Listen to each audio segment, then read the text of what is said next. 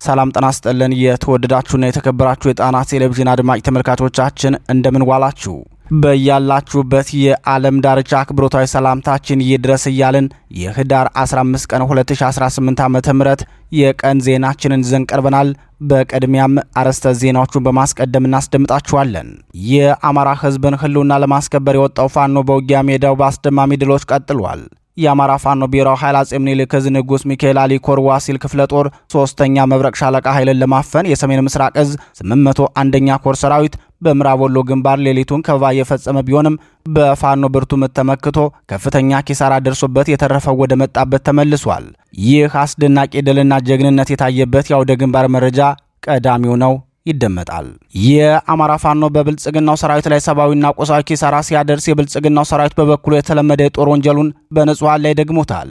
ይህ የሆነው በየት ነው የሚለውን ጨምሮ በውጊያው የተገኘውን ዝርዝር መረጃ በዜናችን ይዘነዋል። ይህን ስርዓት ባንታገለው ልጆቻችን ያፍሩብናል። የአማራ ህዝብ ከፋኖ ጎን ሆኖ የብልጽግናውን ሰራዊት መታገል የአሁናዊ ግዴታው ብቻ ሳይሆን በትውልድ ቅብብሎች ውስጥም ኃላፊነትን የመወጣት ግዴታ ጭምር መሆኑን በአማራ ክልል ምስራቅ ጎጃም ዞን የሸበል በረንታ ወረዳ አርሶ አደሮች ተናግረዋል። ማህበረሰቡ የሰጠውን ሐሳብና የአመራሮቹን ማብራሪያ በዝርዝር አካተነዋል። ሰዓቱን ጠብቆ ይደመጣል። አፋድ አቋሙን አሳውቋል። ከጎጃም አማራ ክፍለ ሀገር ተቆርሶ በተወሰደው መተከል ዞን ታጣቂ ኃይሎች ከስርዓቱ ጋር አንድም ሶስትም ሆነው በአማራ ህዝብ ላይ የፈጸሙትን ዘር ፍጅት አስመልክቶ ግልጽ የሆነ አቋሙን አስቀምጧል። ተግባራዊ ምላሽ እንሰጣለን ሲል ያወጣው መግለጫ የዜናችን አካል ነው። እውን ብልጽግና ጦሩን ከአማራ ክልል ያወጣል? የብልጽግናው መንግስት በአማራ ክልል ጦሩን ካስገባ 27 ወራት አልፎታል። በእነዚህ ጊዜያት የፈጸማቸው ማህበራዊ፣ ኢኮኖሚያዊና ታሪካዊ ቀውሶች ህልቆ መሳፍርት ናቸው። በቅርቡ የቢቢሲ ሪፖርትና ከወራት በፊት ደግሞ የአምኒስቲ ኢንተርናሽናልና የሁማን ራይትስ ዎች ተከታታይ ሪፖርቶች ስርዓቱ በአማራ ህዝብ ላይ እየፈጸመ ያለውን ግፍ በመጠኑም ቢሆን አመላካች ናቸው። የብልጽግናው ጦር ሊወጣ ነው በሚል የሚናፈሰውን መረጃ አስመልክቶ የዘርፉን ባለሙያዎች አስተያየት አካተን በትንታኔ የተመለከትነው ጉዳይ ነው። ሰዓቱን ጠብቆ ይቀርባል። የተወደዳችሁና የተከበራችሁ የጣና ቴሌቪዥን አድማጭ ተመልካቾቻችን በቀን ዜናችን እነዚህንና ሌሎች የግንባርና የትንታኔ ዘገባዎችን ይዘናል። እስከ ዜናዎቻችን ፍጻሜ ድረስ አብራችሁን እንድትቆዩ እየጋበዝን ወደ ዝርዝር ዜናዎቹ እናልፋለን።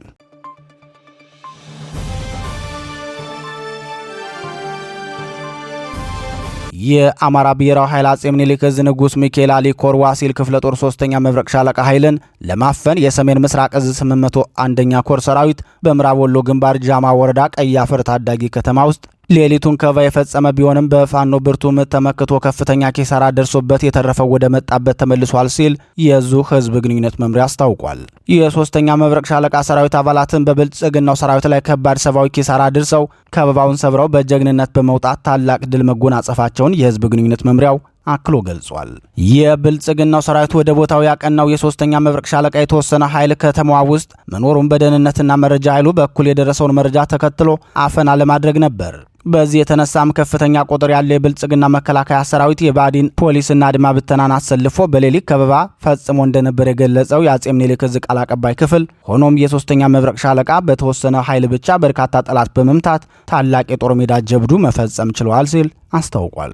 የጃማ ወረዳ መቀመጫ ከሆነችው ደጎሎ ከተማ 2 አምቡላንሶች ወደ ቀይ አፈር ተጉዘው የብልጽግናን ሰራዊት አስከሬንና ቆስለኛውን ጭነው መመለሳቸውን የገለጹት የአካባቢው ነዋሪዎች በበኩላቸው በትናንቱ የፋኖ ተጋድሎ በድምሩ ከ10 በላይ የብልጽግና ጥምር ጦር አባላት እርምጃ እንደተወሰደባቸው ተናግረዋል። እስከ ትናንት ምሽት ድረስም የብልጽግና ሰራዊት አስከሬን በፍለጋ መገኘቱን ገልጸዋል። የ3ኛ ሻለቃ ብሬን ተኳሹ አርበኛ መሐመድ ጀማል በጀግንነት ተፋልሞ ሙሉ ኃይሉን ይዞ መውጣት መቻሉን ያስታወቀው የንጉስ ሚካኤል አሊ ኮር ቃል አቀባይ ክፍል በዚሁ ውጊያ አርበኛ ሻሊ ሐሰን ገነቴ የተባለ ጀግናም እጅ ስጥ ያሉትን የጠላት ሰራዊትን በሚገባ ተፋልሞ ድል በማድረግ ከበባውን ጥሶ ወጥቷል ብሏል። አርበኛ ሻሊ ሐሰን ከዚህ ቀደም የአማራ ልዩ ኃይል መክት ክፍለ ጦር አባል የነበረና በፋኖ ትግል ውስጥም በሸዋና በወሎ ቤተ አማራ ግንባሮች የጦር ሜዳ ጀብዱ ሲፈጽም የከረመ መሆኑን የአማራ ፋኖ ብሔራዊ ኃይል አጼ ምኒልክ ዕዝ ንጉስ ሚካኤል አሊ ኮር ቃል አቀባይ ክፍል አስታውቋል። በዚህ ተጋድሎ የፋኖን የመዋጋት አቅም በቅርበት የተመለከቱ የአካባቢው ነዋሪዎች ሲናገሩ የመንግስት ሰራዊት ከፍተኛ ቁጥር ያለው ኃይሉን ይዞ ሲገባ የፋኖ አባላቱ ቁጥራቸው ጥቂቶች ስለነበር ከባድ ጉዳት ይደርስባቸዋል፣ እጃቸውን ሰጥተውም እንዋረዳለን የሚል ስጋት ገብቶን ነበር። ነገር ግን የልጆቻችን ጥበብና ጀብደኛነት አኮርቶናል ሲሉ ተናግረዋል። ይህ በእንዲህ እንዳለ በዚሁ ወሎ ቤተ አማራ ጠቅላይ ግዛት ነጻ ባወጣው አካባቢ ከሚኖረው ህዝብ ጋር የሚያደርገውን ህዝባዊ ውይይት አጠናክሮ የቀጠለ ሲሆን በትናንትናው ዕለትም ከመቄት ወረዳ ህዝብ ጋር ውይይት አድርጓል። በሰሜን ወሎ ዞን የመቄት ወረዳ አፋባ ያዋቀረው ጊዜያዊ የህዝብ አስተዳደር ዋና አስተዳዳሪ መምህር በሪው እንደምሌ በተገኘበት ከማህበረሰቡ ጋር ሰፊ የውይይት መድረክ የተደረገ ሲሆን ህዝቡን በመቄትና አካባቢው ካሉ የፋኖ ኃይሎች ጋር የተጀመረው ትስስርና አንድነት ተጠናክሮ መቀጠል እንዳለበት ምክረ ሀሳቦችን ሰጥተዋል። ፋኖ በተቆጣጠራቸው አካባቢዎች የትምህርት፣ የጤና፣ የግብርናና ሌሎች አገልግሎቶች በአግባቡ እንዲፈጸሙ ፋኖ እያደረገ ያለውን አዎንታዊ ድጋፍ አድንቀው በህዝብ ሀብት የተገዛውን የ9 ጤና ጣቢያዎች መድኃኒት በብልጽግናው ሰራዊት ፍላቄት ላይ መታገቱ ስርዓቱ ለህዝብ ያለውን ጥላቻ አጉልቶ ያሳየ ነው ብለዋል። የወረዳው ጊዜያዊ ህዝብ አስተዳደር ስራ አስፈጻሚዎች በተለያዩ ቦታዎች በመገኘት መድረኩን የመሩ ሲሆን የወረዳው ዋና አስተዳዳሪ መምህር በሪው እንደምሌ ትግሉ ስለደረሰበት ደረጃ፣ ለምን የአማራ ህዝብ እየታገለ እንዳለና ሌሎች ዘርፈ ብዙ ሀሳቦችን ለውይይት ታዳሚዎች ገለጻ ማድረጉን መረብ ሚዲያ ዘግቧል።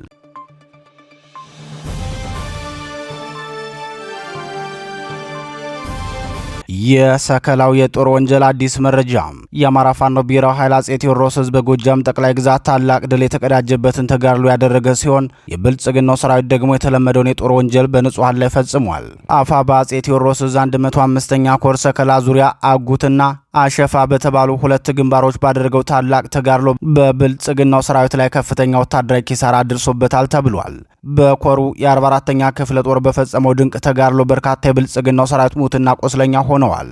በአውደ ውጊያው የብልጽግናው ሰራዊት ከደረሰበት ሰዋዊ ኪሳራ በተጨማሪ በርካታ የጦር መሳሪያዎችና ተተኳሾች በፋኖ እጅ ስለመግባታቸው ተነግሯል። ፋኖ ያለበትን ስፍራ በማጥናትና የሌሊት አፈና ለመፈጸም በሁሉም አካባቢ ልዩ ዘመቻ የጀመረው የብልጽግናው ሰራዊት ከሰከላና ከቡሬ ከተማ በሁለት አቅጣጫ ከፍተኛ ቁጥር ያለው ኃይል በማንቀሳቀስ አፈና ለማድረግ ሙከራ ቢያደርግም በፋኖ በተደረገበት ጸረ ማጥቃት ከፍተኛ ሽንፈት ተከናንቧል። ከአጉት እስከ አሽፋ በዘለቀው አውደ ውጊያ በርካታ ሰራዊቱ ሙትና ቆስለኛ ቢሆንበትም ሳያነሳቸው ሸሽቷል ነው የተባለው። በዚህ አውደ ውጊያ በብልጽግናው ሰራዊት ላይ የደረሰውን ኪሳራ በአሃዝ የገለጸው የአፋባ ምዕራብ አማራ ቀጠና አጼ ቴዎድሮስ 44ኛ ክፍለ ጦር የሚዲያና ኮሚኒኬሽን ክፍል በርካታ ክላሾች እስከ ተተኳሻቸው በምርኮ የተገኙ ሲሆን 21 የሚሆኑ የብልጽግናው ሰራዊት እርምጃ ሲወሰድባቸው እንዲሁም ቁጥራቸው በውል ያልታወቁ ቁስለኞችን ጭኖ ወደ መጣበት ተመልሷል ብሏል።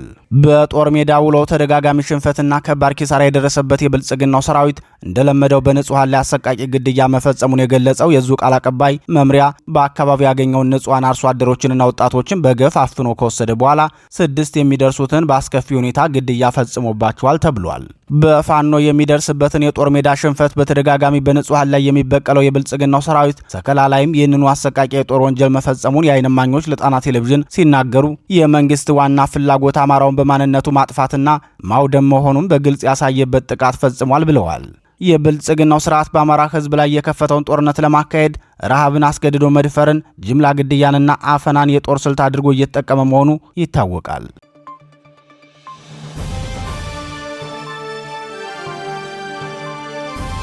ይህን ስርዓት ባንታገለው ልጆቻችን ያፍሩብናል።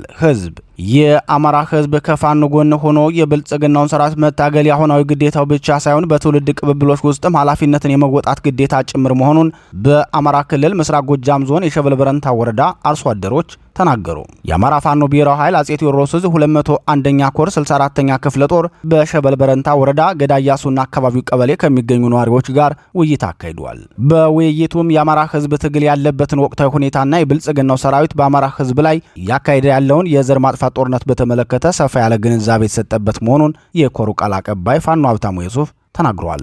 ገዳያሱ ቀበሌ ማለት ከቀናት በፊት ፋኖ ብርቱ ተጋድሎ በማድረግ የብልጽግናውን ሰራዊት ካምፕ ያስለቀቀበት ቀበሌ ነው። በዚህ ቀበሌ የተካሄደውን ውጊያ የአካባቢው ህዝብ ከፊት በመሆን የብልጽግናውን ሰራዊት በብርታት የተፋለመበት እንደነበር ጣና ቴሌቪዥን መዘገቧ ይታወሳል። አፋባ አጼ ቴዎድሮስ 201ኛ ኮር ከብርቱ ውጊያ በተጓዳኝ የሰራዊት ማደራጀት፣ የመዋቅር ሪፎርም ማሻሻያ ማካሄድና የህዝብ ውይይት ስራዎችን አጠናክሮ እየሰራ ሲሆን የብልጽግናውን ሰራዊትም ከካምፕ እያስኮበለለ ወደ ፋኖ እንዲቀላቀል እያደረገ ይገኛል። ገዳያሱ ቀበሌ ላይ የተካሄደውን ውይይት ለተሳተፉ የአካባቢው ነዋሪዎች የ64ኛ ክፍለ ጦር አመራሮች ባደረጉት ገለጻ የአማራ ህዝብ ትግል ብዙ ወጣ ውረዶችን በጽናት አልፎ በአሁኑ ሰዓት ግዙፍ ሰራዊት የተገነባበት መሆኑንና በዚህ መዓልም የአማራ ህዝብ በተለይ አርሶ አደሩ ያደረገው ሁሉን አቀፍ ሚና ከፍተኛውን ድርሻ እንደሚይዝ ገለጻ ተደርጎላቸዋል።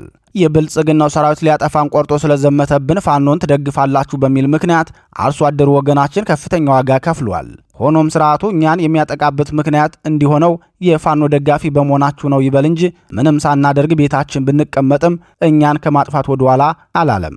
ይህን ስርዓት ካስወገደን ብቻ ነው የአማራ ህዝብ መደበኛ ሰላም የሚያገኘው ሲሉ የክፍለ ጦሩ መሪዎች ገለጻ ማድረጋቸውን ፋኖ ሀብታሙ ተናግረዋል። የውይይቱ ተሳታፊዎች በበኩላቸው ስርዓቱ እግሩን ቤተ መንግስት ካስገባበት ቀን ጀምሮ ነው በአማራ ህዝብ ላይ ከፍተኛ ሻጥር ማሳደር የጀመረው። በተለይም በግብርና ምርቶቻችን የዋጋ ትመናና በግብርና ግብዓቶች አለማቅረብ የአማራን ህዝብ መበደል የጀመረው ገና ከስልጣኑ ማግስት ጀምሮ ነው ሲሉ ተናግረዋል። የአማራ አርሶ አደር የግብርና ግብዓት እቀባ የሚደረግበት መሆኑን በተደጋጋሚ መግለጻችን ይታወሳል።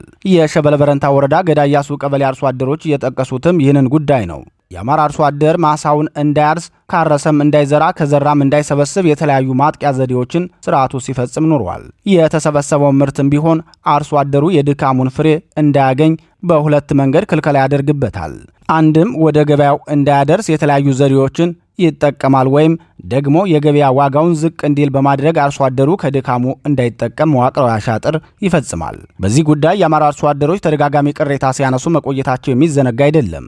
አሁን ደግሞ ጭራሽ የስርዓቱ ሰራዊት በቀድሞ የአማራ ክልል ርዕሰ መስተዳደር ዶክተር ይልቃል ከፋለ አማካኝነት ወደ አማራ ክልል ከገባበት ጀምሮ በአማራ አርሶ አደሮች የሚፈጸመው ግፍ እና ሁሉን አቀፍ ጉዳት ከጊዜ ወደ ጊዜ እየጨመረ መጥቷል። የውይይቱ ተሳታፊ ነዋሪዎች አክለውም እንደናንተ የሙሉ ጊዜ ሰራዊት ሆነን ባንዋጋም ያልተቋረጠ ድጋፍ ከማድረጋችን ጎን ለጎን በማንኛውም መንገድ ከጎናችሁ ተሰልፈን በአካባቢያችን የሰፈረውን ሰራዊት ለማስወገድ ዝግጁዎች ነን። ይህን ማድረግ ካልቻልን ልጆቻችን በራሳቸው ሀገር ተከብረው መኖር አይችሉም። ስለዚህ ለልጆቻችን እጣ ፈንታ ስንል ይህን ሰራዊት መፋለም ውዴታችን ሳይሆን አማራጭ የሌለው ምርጫችን ነው ሲሉ አረጋግጠዋል።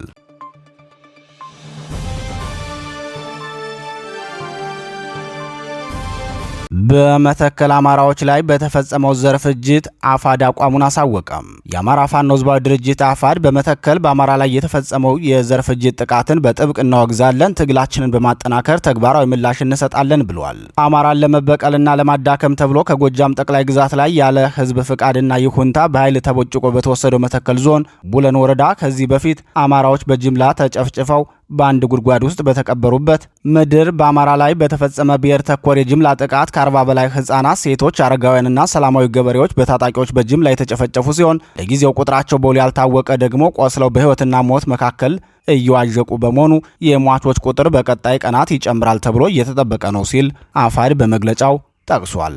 የአማራ ፋኖ ህዝባዊ ድርጅት አፋድ በጉዳዩ ዙሪያ ያወጣውን መግለጫ የድርጅቱ ምክትል ቃል አቀባይ አርበኛ አበበ ሙላት እንደሚከተለው ያቀርበዋል። ሰላም ጤና ይስጥልኝ። በቅድሚያ በያላችሁበት አህጉር የከበረ ሰላምታ ይድረሳችሁ። በመቀጠል የአማራ ፋኖ ህዝባዊ ድርጅት የህዳር 15 2018 ዓ.ም አስቸኳይ መግለጫ። በመተከል በአማራ ላይ የተፈጸመ የጄኖሳይድ ጥቃትን በጥብቅ እናወግዛለን፣ ትግላችንን በማጠናከር ተግባራዊ ምላሽ እንሰጣለን። ህዳር 15 2018 ዓ.ም አማራን ለመበቀልና ለማዳከም ተብሎ ከጎጃም ጠቅላይ ግዛት ላይ ያለ ህዝብ ፈቃድና ይሁንታ በኃይል ተቦጭቆ በተወሰደው መተከል ዞን ቡለን ወረዳ ከዚህ በፊት አማራዎች በጅምላ ተጨፍጭፈው በአንድ ጉድጓድ ውስጥ በተቀበሩበት ጉጂ ቀበሌ ህዳር 13 2018 ዓ.ም ከጠዋቱ 12 ሰዓት በአማራ ላይ በተፈጸመው ብሔር ተኮር የጅምላ ጥቃት ከ40 በላይ ህፃናት፣ ሴቶች፣ አረጋውያንና ሰላማዊ ገበሬዎች በታጣቂዎች በጅምላ የተጨፈጨፉ ሲሆን ለጊዜው ቁጥራቸው በውል ያልታወቀ ደግሞ ቆስለው በህይወትና ሞት መካከል እየዋዠቁ በመሆኑ የሟቾች ቁጥር በቀጣይ ቀናት ይጨምራል ተብሎ እየተጠበቀ ይገኛል። በስልጣን ቢጣሉም በዓላማና ግብ አንድ በሆኑት ኦህዴድ ብልጽግናና ሸኔ የተቀነባበረው ይህ ጄኖሳይዳዊ ጭፍጨፋ ኢላማ ያደረገው በጠላትነት የፈረጁትን አማራን ቢሆንም በሩዋንዳ ጄኖሳይድ ከተፈጸመበት ቱትሲ ጋር የተገኙ የሁቱ ብሔር አባላት አብረው እንደተጨፈጨፉት ሁሉ አሁንም ከአማራ ህዝብ ጋር አብረው የተገኙ የሽናሻና የጉምዝ ማህበረሰብ አባላትም ተገድለዋል፣ ቆስለዋል፣ የጥቃቱ ሰለባ ሆነዋል። ይህም በአማራ ላይ የተለኮሰው የጄኖሳይድ ጦርነት መላ ኢትዮጵያውያንን የሚበላ እሳት ስለመሆኑ ተጨባጭ ማሳያ ነው። የአማራ ህዝብ ከመቼውም ጊዜ በላይ ራሱን ከጅምላ ጥቃት ለመከላከል የጀመረውን ትግል እንዲያጠናክር ይህ ዘር ተኮር ጭፍጨፋ የማንቂያ ደወል ሊሆን ይገባል። የጄኖሳይድ አደጋው በትግላችን ያመከነው ያለፈ ችግር አይደለም። ራሳችንን ለመከላከል እየታገልን ባለንበት የአሁኑ ጊዜ በላያችን ላይ ያጠላ አደጋ ቢሆንም በዚያ ብቻ የተገደበም አይደለም። እንዲያውም ከሁሉም በላይ ነገና ከነገ ወዲያ ከፍተኛ ጥፋት ሊያደርስ የሚችል በይደር የተቀመጠ አደጋ መሆኑ በተለይ በኦሮሚያ ክልላዊ መንግስት እየተደረጉ ከሚገኙት ወታደራዊ ዝግጅቶች አኳያ ቁልጭ ብሎ የሚታይ ታሪካዊ ፈተና ነው። በዚህ አውድ የአማራ ህዝብ የመጀመሪያ መስመር ከጥቃት ራሱን መከላከያው የፋኖ ትግል ነው። እስካሁን ባለው ሂደት ይህን ትግል የሰው ኃይል በማዋጣትም ሆነ በፋይናንስ በመደገፍ በሁለቱም ትከሻው ተሸክሞ የሚገኘው ድሃው አርሶ አደር ነው። ምንም እንኳን ይህ የህብረተሰባችን ክፍል ሰለቸኝ ደከመኝ ብሎ የተማረረ ባይሆንም የከተማ ነዋሪዎች፣ ነጋዴዎች፣ ምሁራን፣ የመንግስት ሰራተኞች፣ የአገዛዙ ሰራዊት አባላት፣ መምህራን፣ ተማሪዎችና ሌሎችም በተደገሰው የጅምላ ጭፍጨፋ በመጀመሪያ ረድፍነት የተቀመጣችሁ እናንተ መሆናችሁን ተረድታችሁ የህልውና ትግሉን የምትቀላቀሉበት ወይም ካላችሁበት ሆናችሁ የምታግዙበት ሁኔታ እንድታመቻችሁ እንማጸናችኋለን። የዓለም አቀፉ ማህበረሰብ ለረጅም ጊዜ የምናቀርባቸውን የተማጽኖዎችና ጥሪዎች ምላሽ የነፈገን መሆኑ የማይጠፋን ቢሆንም ተስማማንም አልተስማማንም የጥቃት ሰለባ ለሆኑ ንጹሃን ድምጽ የመሆን ግዴታ እንዳለብን ግምት ውስጥ በማስገባት ይህንን ድርጊትም ሆነ ከዚህ በፊት የተፈጸሙትን አሰቃቂ የጅምላ ወንጀሎች የሚመረምር ገለልተኛ የባለሙያዎች ቡድን ተቋቁሞ ምርመራ እንዲያደርግና ተጠያቂዎች ለፍርድ እንዲቀርቡ እንጠይቃለን። ክብርና ሞገስ ለሰማዕታት። ድል ለአማራ ፋኖ ህዝባዊ ድርጅትና የአማራ ፋኖ ሁሉ። ድል ለአማራ ህዝብ፣ ድል ለኢትዮጵያ ህዝብ። ህዳር 15 2018 ዓ.ም የአማራ ፋኖ ህዝባዊ ድርጅት ምክትል የህዝብ ግንኙነት መምሪያ ኃላፊና የአማራ ፋኖ ህዝባዊ ድርጅት ሸዋ ጠቅላይ ግዛት እዝ ዋና ቃል አቀባይ አርበኛ አበበ ሙላቱ ከግንባር።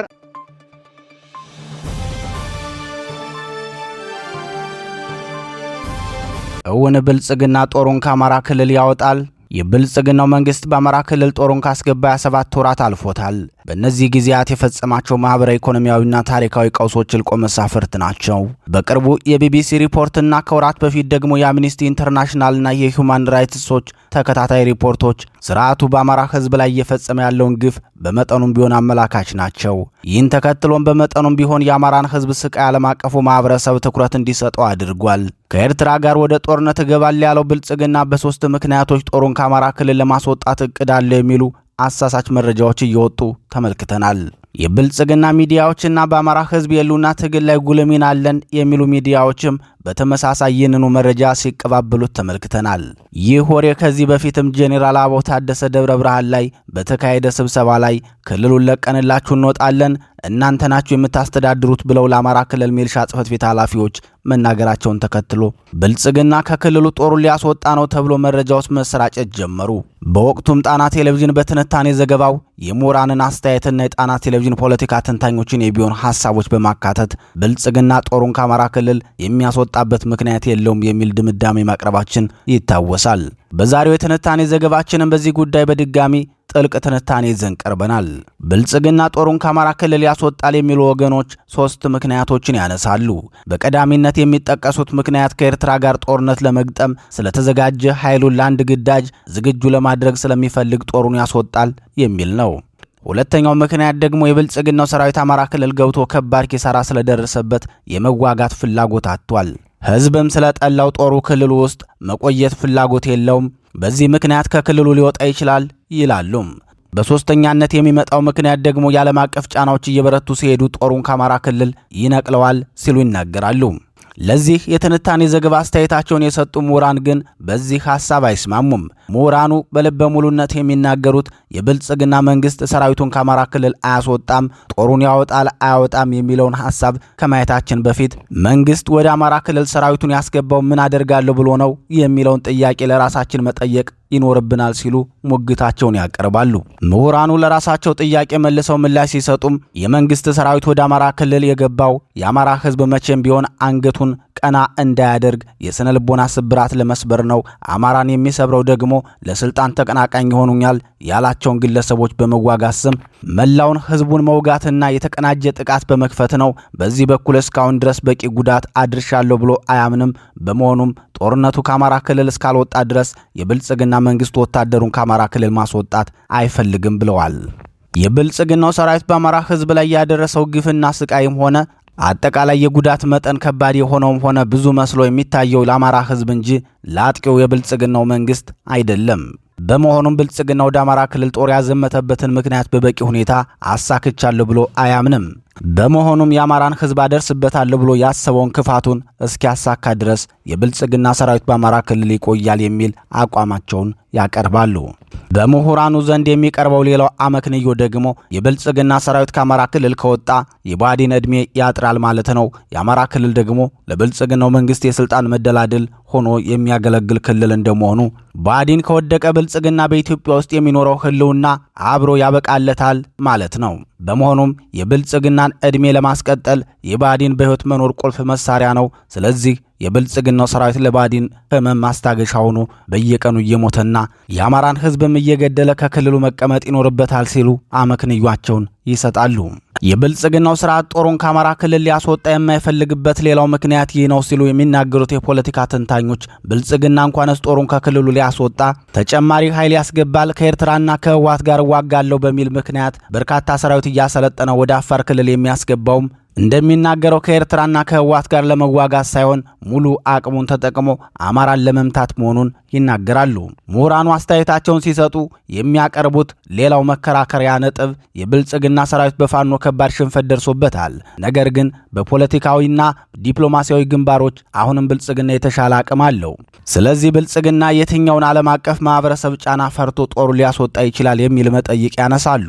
የፋኖ ወታደራዊ ድል በተቋም ምስረታ በዲፕሎማሲያዊ መስክና በፖለቲካዊ ዘርፍ እዚህ ግባ የሚባል ውጤት ማምጣት አልቻለም። በዲፕሎማሲና በፖለቲካው ዘርፍ በዚህ ፍጥነት ባይሳካለት እንኳን እንዴት ለ3 ዓመት ለተጠጋ ጊዜ የተታኮሰ ያለ ኃይል ለዚያውም ከ50 ሚሊዮን በላይ ህዝብ የሚደግፈው ኃይል እንዴት ተቋማዊ አደረጃጀት አይመሰርትም ሲሉ ይጠይቃሉ። ፋኖ ተቋማዊ አደረጃጀት ባለመመስረቱ የብልጽግናው ስርዓት የፋኖን ቀጣይ እንቅስቃሴ ቀድሞ የማወቅ ዕድል ፈጥሮለታል። ባጭሩ ፋኖ በጠላቶቹ ዘንድ ተገማች ሆኗል ማለት ነው።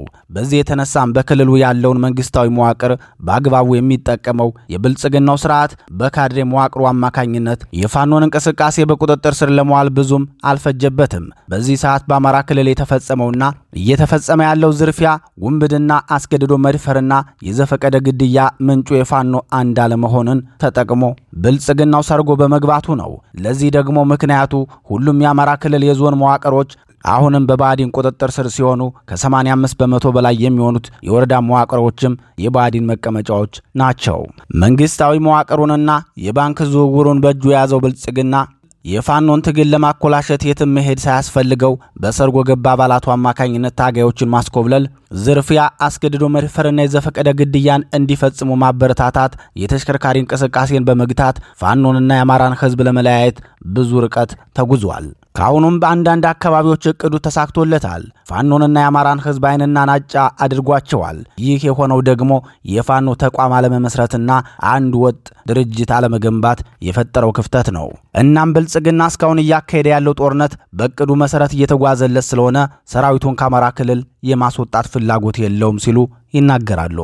ምሁራኑ በመጨረሻም ሁለት የመፍትሄ አመላካች ሐሳቦችን ያቀርባሉ። መንግስት ሰራዊቱን ከአማራ ክልል ማስወጣት የሚችለው በሁለት ምክንያቶች ነው። እነሱም አንደኛ፣ ፋኖ ጦርነቱን ከክልሉ ውጭ ሲያደርገው ጦርነቱ በአማራ ክልል እስከቀጠለ ድረስ የመንግስት ሰራዊት እስከ መጨረሻው ዘመን ድረስ አማራ ክልል ውስጥ ሊቆይ ይችላል። ይህ ብቻ ሳይሆን በዚህ ዓመት መጨረሻ ላይ መንግስት በአማራ ክልል ምርጫም በማካሄድ የፋኖን ትግል ፖለቲካዊና ዲፕሎማሲያዊ ሞት ሊገድለው ሁሉ ይችላል ሲሉ ይናገራሉ። በተንታኞች እምነት የአማራ ህዝብ የሉና ትግል በድል እንዲጠናቀቅ ጦርነቱ ከአማራ ክልል መውጣት ዋናውና ቁልፉ ጉዳይ ነው። በሁለተኛ ደረጃ የሚያስቀምጡት ጥቆማ ደግሞ የፋኖ ትግልና የከተማ ትግል ቅንጅት ፈጥረው በጋራ መካሄድ ከቻሉ ያኔ የመንግስት አቅም በእጅጉ ስለሚዳከም ወዶ ሳይሆን ተገዶ ሰራዊቱን ከመሰብሰብም ባለፈ ራሱንም ይሰበስብና ወደሚፈልገው መንገድ ሊገባ ይችላል። ይህን አደረገ ማለት ደግሞ የመንግስት ፍጻሜው ይሆናል ማለት ነው ሲሉ ይናገራሉ። ለዚህ ደግሞ ቁልፍ የሚሉትን መንገድ ሲያስቀምጡም የአማራ ፋኖ የትጥቅ ትግልና ብሶት የወለደው የከተማ ትግል ተቀናጅቶ መመራት አለበት። ይህን ማድረግ የሚችል የሰው ኃይልና ሰፊ እድልም ስላለ ያንን አቅም በአግባቡ ለመጠቀም የፖለቲከኞች መግባባትና መተማመን ቅድሚያ ተሰጥቶ ሊሰራ እንደሚገባ አሳስበዋል። በዚህ መልኩ ካልሆነ በስተቀር የብልጽግና መንግስት ጦሩን ከአማራ ክልል በፍጹም ሊያስወጣ እንደማይችል የፖለቲካ ተንታኞቹ ፈርጠም ያለ አቋማቸውን ገልጸዋል። እናም ብልጽግና ሰራዊቱን ከአማራ ክልል ሊያስወጣ ነው የሚሉ መረጃዎች አንድም የብልጽግናን ባህሪ ካለማወቅ የሚመነጭ አስተያየት ሲሆን፣ ወዲህ ደግሞ ብልጽግና የሚመቸውን አጀንዳ በጠላቶቹ በኩል እንዲነገር አሽልኮ ሰጥቷል ማለት ነው በማለት አስተያየታቸውን ሰጥተዋል።